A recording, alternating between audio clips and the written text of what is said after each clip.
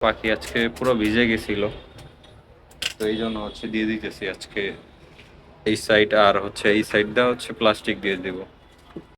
আসলে বারান্দায় যদি বৃষ্টির দিনে যদি পাখি পালন করতে হয় তাহলে খুবই কষ্টের একটা ব্যাপার, কারণ বৃষ্টির এসলায় পুরো পাখি পুরোটা ভিজে যায়।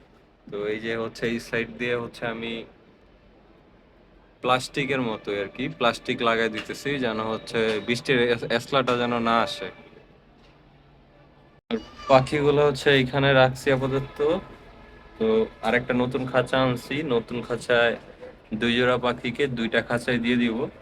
কারণ ওরা কিছুদিনের মধ্যেই ডিম দিবে, এই জন্য 2টা পাখিকে আলাদা আলাদা করে দিব। আর এই যে এই সাইডটা এই সাইড, আর এই সাইডে দিয়ে দিছিলাম, আপনার সালা দিয়ে দিছিলাম, যেন তো আপনার বৃষ্টি পড়লে বৃষ্টির পানিটা কম আসে, কিন্তু এই সালাতেও কাজ করতেছে না, পাখি আজকে পুরো ভিজে গেছিল। তো এই জন্য দিয়ে দিতেছি আজকে এই সাইড, আর এই সাইডটা প্লাস্টিক দিয়ে দিব।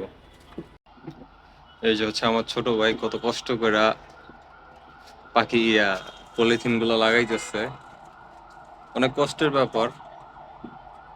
এই যে দেখেন ঝুইলা ঝুইলা দাঁড়ায় দাঁড়ায় তারপর কাজগুলো করতেছে। নিচে আবার কিছু গাছ আছে। অবশেষে অনেক কষ্টের পর পাখিটা সেট আপ দিতে পারছি, কারণ 2জনে মিলে অনেক কষ্ট করছি।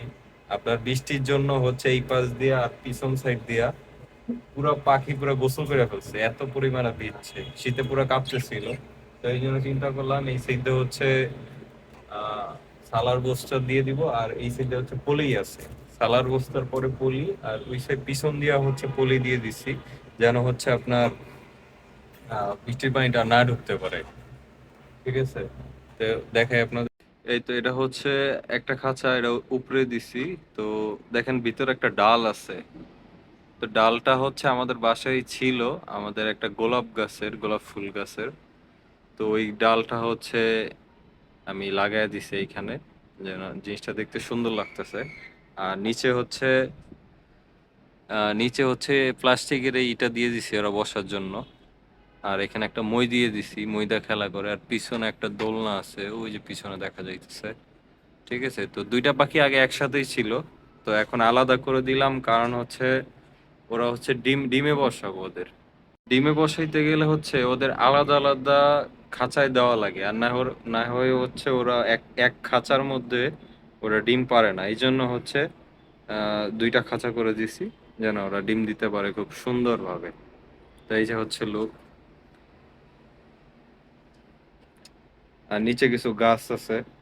আর এই বারান্দার অবস্থা, প্রচন্ড ময়লা, অনেক কিছু পড়ে রয়েছে। তো এগুলো এখন আবার আমাদেরই পরিষ্কার করা লাগবে।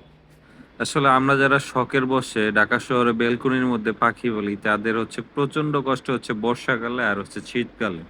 কিন্তু এটার পরেও কিছু করার নাই, কারণ শখের জিনিস। আমাদের পাখি প্রেমীদের যত কষ্টই হোক না কেন, তারপরও কেউ আমাদের পাখি থেকে দূরে সরায় রাখতে পারবে না।